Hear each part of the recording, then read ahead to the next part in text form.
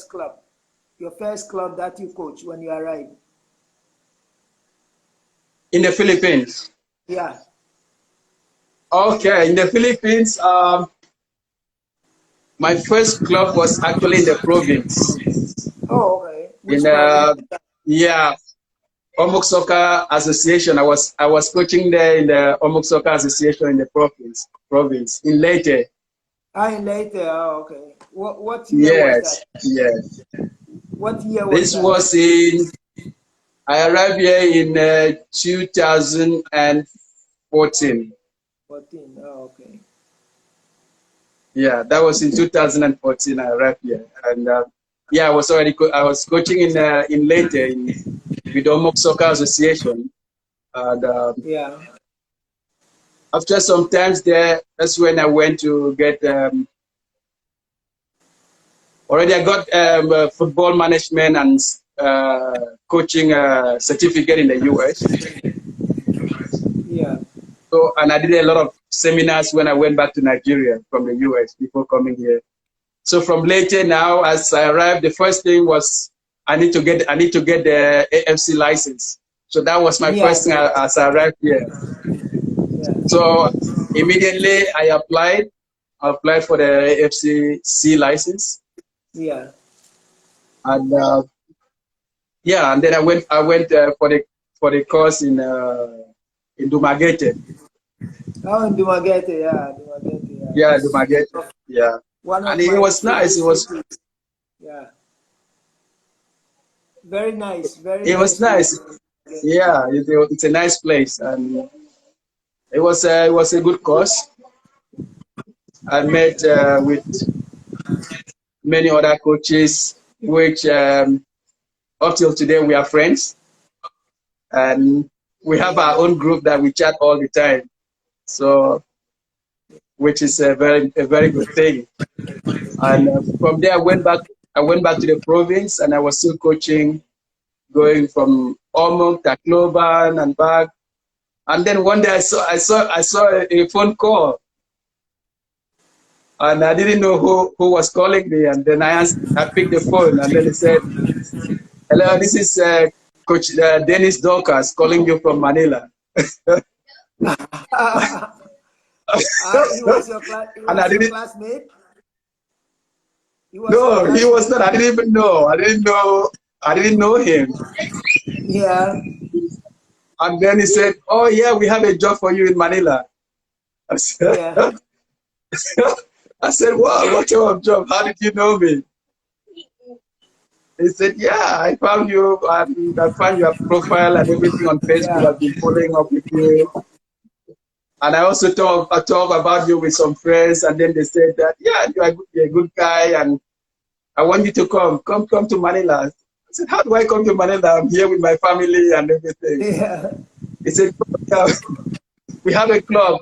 We have a club, and it's a new club, and I want you to come and join us as a coach and Oh, that's everything." Metro FC, right? Is that Metro FC? Yeah, FC Metro Manila, yes. Yeah, FC Metro Manila. Yeah. Before FC Metro Manila. Yeah. You were in Singa Cup with them because they went to Singa Cup. Were you there by that? I was there, but I didn't travel with them. I was there, but I didn't Oh, travel. okay, okay. Okay, okay. It was Coach Dennis. Yes, yes, yeah. So that was how I came here. Then unfortunately, the club did not exist anymore, and Yeah. I decided to look for other options. And that was Yeah. how I ended up I ended up in Kaya. Kaya, yeah. And Kaya, since then I've been in Kaya up to now.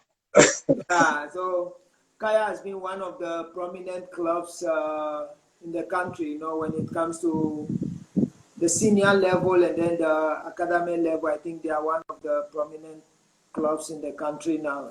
So you are in safe hands, right? You are in safe hands. Yes.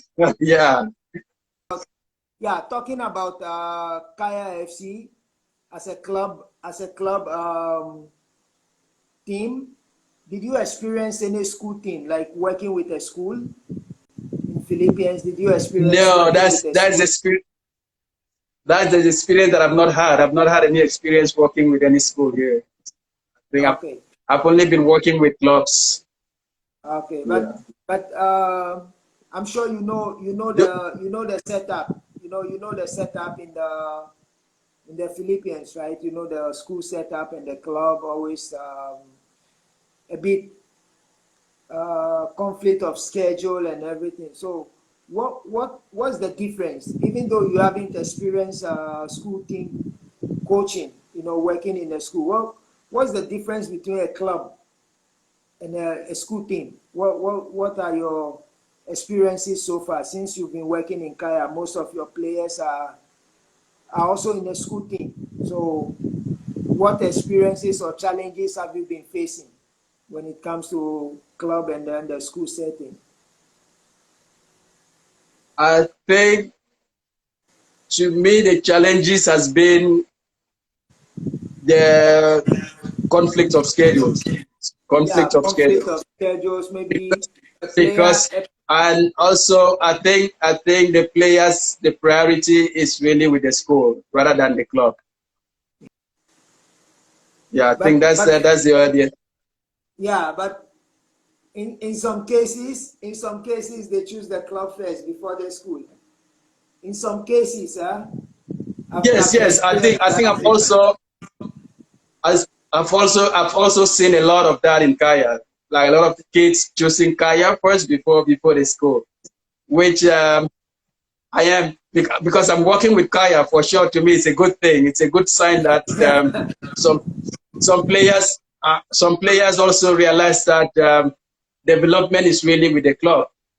Yeah, And if if you are playing with a school, it's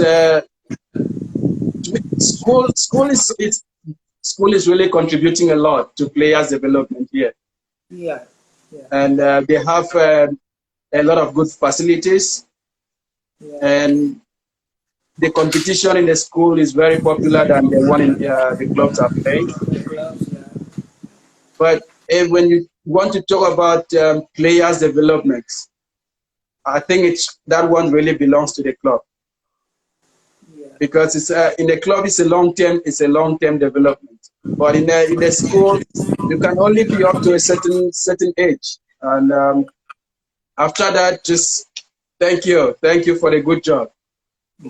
But I also understand that for most of the players, for sure, you want at this age, for the young age, you have to go to school. yeah, And if school is offering the scholarship for you to attend school, then why not? You have to play. yeah, You have to get that. You have to get that subsidy if the school is going to subsidize for your academics. Then why not? You take the chance. But if we want to talk about football development, I think it's really the club that has that. And yeah. But you, school when you are playing for school, the main aim is how to win the competition. And yeah, if you are not if you are not good enough to win the competition, then what for? Why are you there? Why are you there? But if you are in the club, then the focus is how to develop you, how to make you these players. How can we sustain you up to this age, representing the country and other ways of playing as a professional if you so wish to do so. But yeah. But if at school, yeah. Can I come in here? But with the clubs so far in the clubs here in the country, no club has produced a professional player yet. No club. You, you get me? No club has produced a professional player yet because of the settings. The clubs here is a matter of you pay, you join. You don't pay, you don't join. So when it comes to player development, I agree with you. It should come from the club. But when it comes to discipline and hard work, the school always prioritize that because when you are in the school, you have to make sure you go to class and you are under scholarship. So you need to study, you need to pass your subjects, you have to also train. There is no excuse for you that, oh, today you go to training, you cannot go to class, or you go to class, you cannot train, because the school is paying for your tuition fee, right? Taking care That, of you. that's what I'm And they saying. are, That's what I'm you know, saying. That yeah. you So cannot take any you cannot take anything away from the school. If I'm paying your yeah, school fees, I'm doing everything for you. You have to train. yeah, There's no option. You cannot say no. You cannot say no yeah. because That's for every youth coaches, you want to encourage your players to go to school. yeah, yeah. It's not everybody that can make it as a professional player. At the end of the day, when you get the certificate, you get your degree and everything. You can work anywhere you want. So Yeah, for youth players, want to encourage them to go to school. Yeah. yeah. So sometimes the challenge is really tough, to for a player to be in a club and in a school. It's in outside Philippines, other countries, it's not a big challenge, because all school games or all school trainings and everything will be on weekdays, and then weekends will be for the clubs. In other countries, like Yeah, if you go to that's how it was in my back in Nigeria. We were always yeah, playing for our school. We were always there yeah, for our school. school is during weekdays, Monday to Friday for the school, and then Yeah. weekends are for the club. But here it's really difficult, with traffic situation, with so many things are involved. So it's really difficult for schools to have their games on weekdays, because the travel time going from one school to other school to play, you spend more than 4 hours to get to the school after playing. Also, you spend more than 5 hours in traffic getting home. You'll be tired going back to class the next morning. So it's difficult. But don't Yeah. you think? Don't you think if the head of the schools, like the sports, those are in charge, like the sports association of the schools, if they're going to come together with the clubs to have a timetable, there will be a timetable that this season maybe from January to March is only school competition, and then from maybe April to June or April to July club competition. So there will be no conflict of schedule. The players will focus. They will just focus with the school, and then serve the school and everything. So after the tournament, now their attention will be shifted to the club to train with the club. If there's going to be like an agreement, like they're just going to sit down and then make an agreement, I think it will help, and it will help the players also develop fast. But now when you look Yeah. at school, when you go to the school, you have a different coach. In the club, you have a different coach, and every coach and his own philosophy. All right. I Yeah, would of not. course. There are some coaches that they will not agree. Like, oh, Coach Lerche, you are there, and then my player is in your club. I'm in a school, you are in a club, and then my player will come and learn from you. When he comes to me, I'm doing different things. Maybe your system is 3-4-2-1, and then I'm playing Yeah. 4-3-3. So when he comes and I'm setting up a 4-3-3 tactical plan, he will be doing something else. That's where the problem comes in. But if there is going to be a plan, like a plan for the whole, youth system, like all teams should play 4-4-2. Coaches will adapt to that, players will adapt to that. Then I think if my player comes to your training grounds, I know he's not going to have difficulties there, because when he comes back to me, I'm going to teach him the same thing. So it makes it easier. But it's difficult also, because when your players come back and you ask them something, they don't even know. So my coach said it's done this way. And then when he goes to you, he will tell you, oh, my coach said this is how it is done. So that's where they get their Yeah. judgment I think we've been becomes like, their judgment become crowded, and then when they are playing, they don't know what yeah. to do.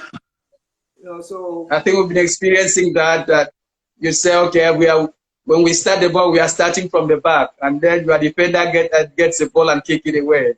then yeah, I like so Where did you learn this one? I told you we are playing out from the back. Why did you kick it away? I tell you, my coach But I said think I some of that, have to pass the ball so, to the yeah, some winger. of those things, I think, some of those things you cannot really blame the players is because of the different environments. Yeah. Trends So, here and trends there. Sometimes you get confused. You don't even know where you are. so Yeah. it's really a matter of putting everything together. There are coaches who are really pushing to have a system that will cover the youth football in the Philippines. But there are some coaches also who don't want to agree to that, and everything comes from the top. If let's say the Yeah. PFF, if the PFF is going to pass around like a memo or maybe circulars that will like discuss with the school, not just club coaches, but with all the schools. So this is what we want you to do. These are the kind of development. There was a time we had a meeting. We had a meeting in Southridge, I think early March or Feb, when there was a C license. Then there was a program for coaches, like plans for the Philippines, how they want them to play and everything, the system and all that. It was really good. I have the email. I'll forward it to you. Really nice Yes, program, please do. everything. Very, very nice presentation. So if that presentation is going to pass around the whole Philippines for all the coaches and the schools, I think it will help, because it was conducted by the PFF technical directors, and these are two coaches who I may say 90% of the coaches in the Philippines came under them. 90% or Yeah. 95% came under them, because they train all these coaches, and they are the instructors. So they gave that presentation, I, and it was really nice, really nice and it, understandable. yeah. One good thing that I say I miss in Nigeria is the Nigerian Football Coaches Association. So every end of the month, we have coaches meeting. So all the coaches in Abuja will come together. We talk about the situations in the FCT, that is Abuja, what is happening in Abuja in football, what are the things that need to be improved, what are the tournaments, what are the things happening, what are the coaches experiencing, what are the trends in football, what should we do? And yeah, I think it's one of the good things. If we have it here, I think it will help coaches. And I think it will also help the federation, that they can easily pass information to the coaches chairman or whoever, and then every other thing will be circulated among the coaches. We discussed that can be these are the things that can be improved. Like we need to come together and then form an association or even a smaller group, just to work hand in hand, regardless what club you belong to or which school you are coaching or all that. So I think it's Yeah, it's for the it's like that. A coach is a coach. It doesn't matter if he's coaching with clubs or he's coaching with schools. And it does. I mean, at this point, also, I think it doesn't matter if the coach has a license or not, because at the end of the yeah, day, he's still passing instruction to, uh, to the youths, to the players, and yeah, he but needs to get some, at least some background information on how he should operate and what is the trend in the country. yeah, but I will not cut you short. The license is very important. Even though some people go for the license and they don't work with it, you don't see them on the field working. But you don't just go for the license. When you go there, there are methods of coaching that they will teach you. Like the methodology is very important. The things that they're going to teach, the philosophy and everything. Because if you don't go to these courses, you will not gain. Even though you might be a footballer, not all great footballers are great coaches. You get my point. You can be a great footballer, but you cannot be a great coach. And you can just be Yeah, a footballer, but you become a great coach. You know. So when it comes yeah. to youth training, wait, let me Yeah, finish. what I mean is, You've been okay. in the US. Wait, you've been in the US for so many times. You know the settings in US. If you don't have even first aid, you cannot train a little kid. If you don't have any experience in first aid, you cannot coach kids.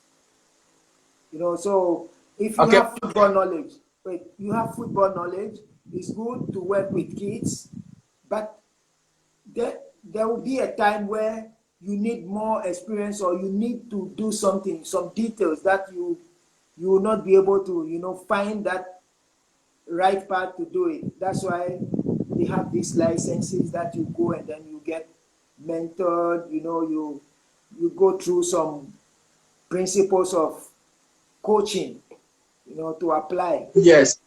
I think What having what the what I license actually is very what I important. actually yeah, what I actually meant was that not that I didn't say that the coaching license is not important. I was Yeah, saying that in the during those type of meetings, like everybody that is handling players should also yeah, be invited. I mean that yeah, yeah, they sure, can yeah. also be When yeah, because they are coaching kids. If they are not yeah, invited, sure, then we can, let them coach yeah. kids. And That's why. and That's why. from there maybe we can encourage them to go for the license and at least get the understanding of what is really required to in different levels of the development.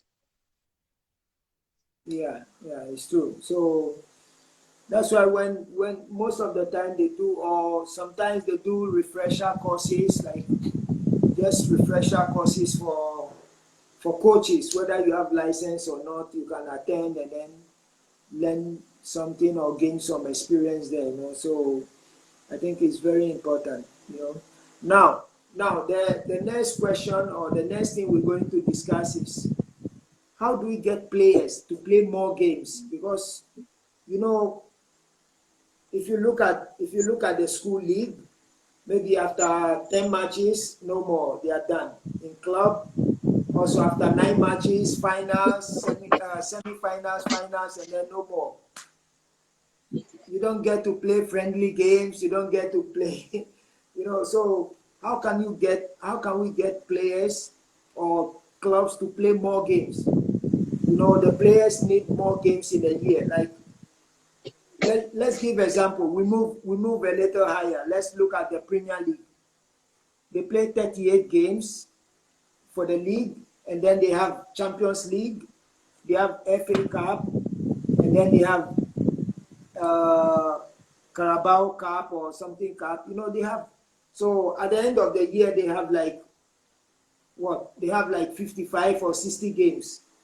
You know, even in their youth also is the same. But here, if you look at here, I can boldly tell you, in a year maybe each player get to play like only 20 games in a whole year or in a whole season. You get to play only 20 games. So how can we get players to play more games? They should have more games because in the FIFA setting is there. They should have like 30 to 40 or 38 to 45 in a year, but they don't get that at all. The percentage is really low. If I have to take, for example, first from the U13 above, I always look at the two leagues as very important leagues in Manila. It's a blessing to have those two leagues, but the problem is how can they manage this the timetable? How can they coexist without any conflict? But that happens, I think it would be a good thing because players need games.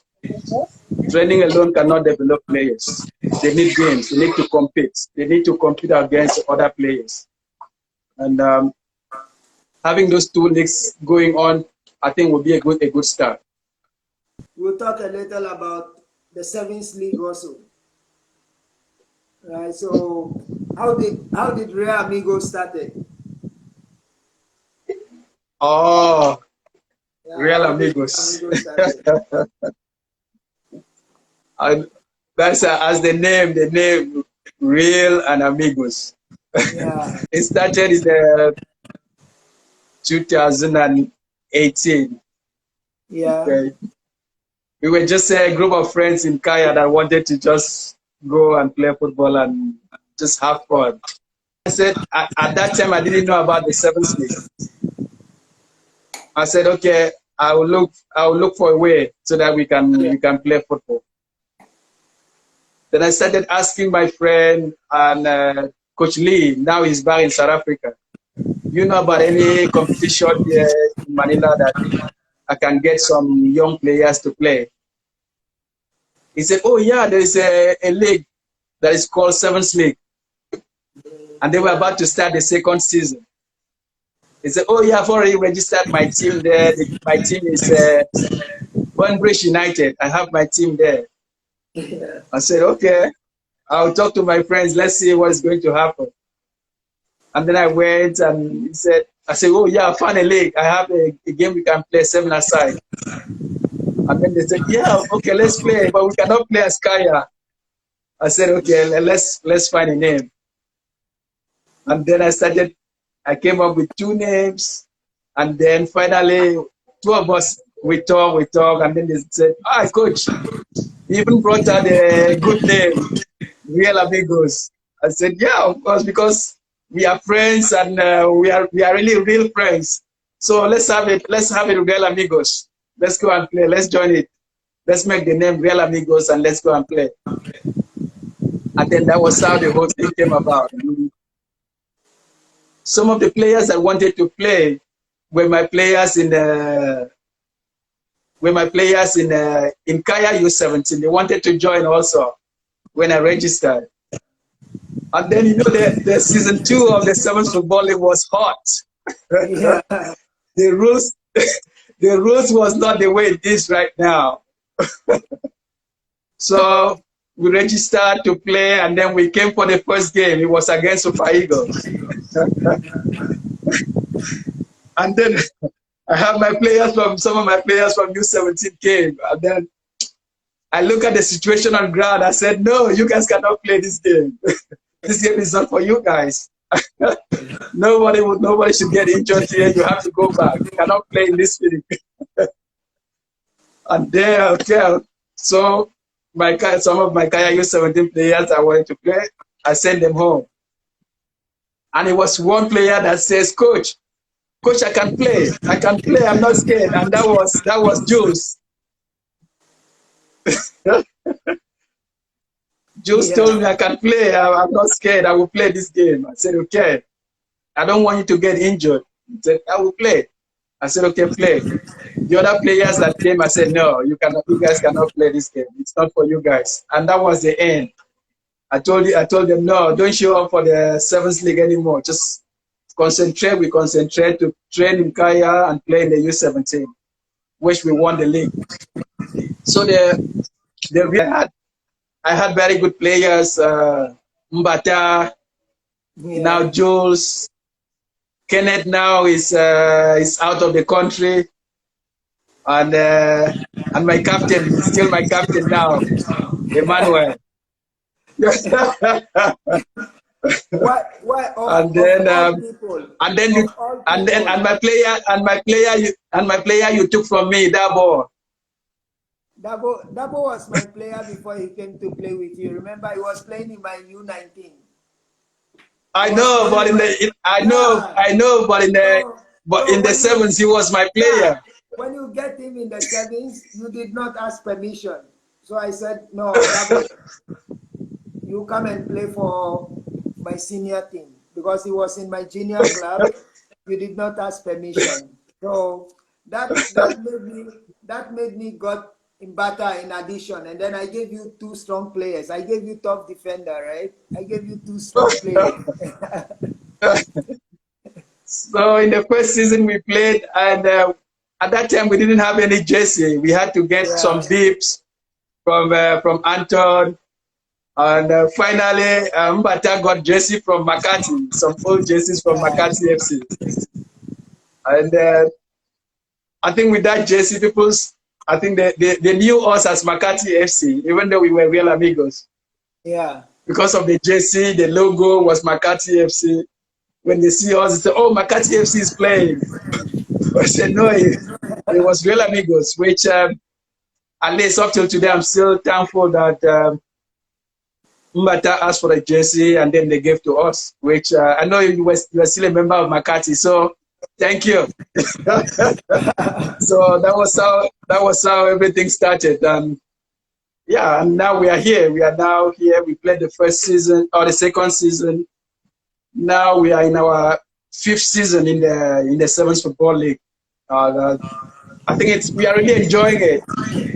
So hopefully we are going to win against you guys in the next game after the COVID-19. Good, good for you guys. We're supposed to play you guys before the COVID-19, right? Yeah, You know this. I think you guys are one of the teams that we have to beat in the sevens. Yeah, you really want to beat us, but you We haven't really, we played. really, No, we really, your we really first, want to beat you guys. yeah, your first season, I think we lost to you, right? We Sorry? lost, we lost to you guys in your first season, right? Yes. You guys lost to us once, but Once. since then you guys have been strong. But we want to beat you guys again. That's nice. It's always good to play against strong teams. But you know, this Yeah. season hasn't been I easy. think Huh? I think I think the atmosphere in the sevens league is I think it's different from what you can see anywhere around. It's Yeah, though it's seven aside, but it's really very entertaining and very encouraging when you come to the stadium, seeing so many people out there, a lot of things going on. It gives you that feeling that I have to come back, I have to go back. I will not miss the games. yeah. So the now we go back, still talking about the sevens. So everything has stopped right now. But do you think the sevens has helped Philippine football in some way? What's your thought about it? The sevens league. Sevens league has really not just helping the country's football. It's really exposing the game in the Philippines.